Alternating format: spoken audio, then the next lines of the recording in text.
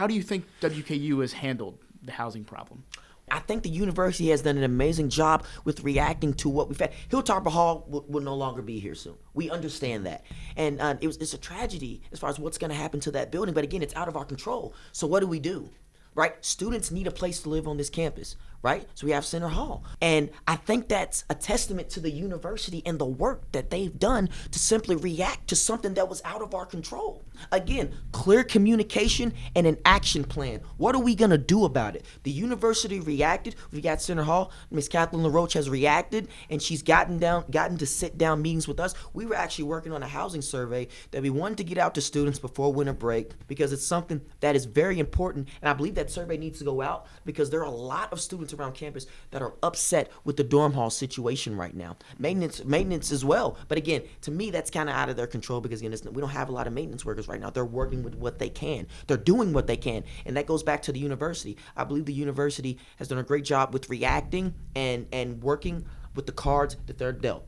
And I believe as student body president, it's my job to be a voice for the students and to communicate with university officials, administrative figures, faculty, and staff so that we can make sure that the student voice is being heard. That's why I'm so honored to have Jake Barker as my VP pick, because I know that he will take the issue of housing by the horns and really work with students to make sure that, one, that student voice is heard, like as we were talking about last night, but also to make sure that it's done effectively and in a safe way, in a way that's not just going to benefit students now, but students that have to live in these dorms like 5-10 years down the future, right? Because when the university administration thinks about WKU, they think about present, but a lot of times they're thinking about what is this going to look like in 5 to 10 years? What is this going to look like for retention rates in 5 to 10 years? And the university will tell you, like students in Kentucky, especially with like retention rates and application rates, students want newer dorms. Like that is just a general thing in the United States. Like students want to live in nicer, newer dorms. But I also want to say that I think the university has done a great job of not even just being reactive, but being proactive in that instance, planning ahead of what they can do. And like you said, whenever they're dealt those cards, is making sure that they know exactly what has to happen.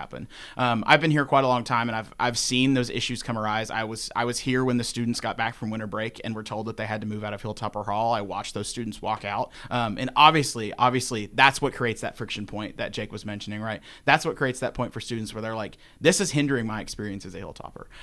But again, on the university side of things, I'm so glad to see that we've recognized that not only just like the what happens with dorms, but quite literally the framework behind how we govern them is maybe no longer working for the students. They've recognized that, and they've taken the notion to issue themselves into a P3 plan that other universities across the state, as well as some of our benchmark universities as well, have done to make these things happen. And I'm proud to see them taking that step, and I'm really, really, really excited to see what that ends up looking like. And like you just mentioned, Kane, like with that student voice, like that is another essential aspect of that. Making sure that the students do not go out of focus when we bring in this private partner, and making sure that students stay the same or have that level of value and that level of experience that this ticket wants to give them, and ensuring that that's replicated.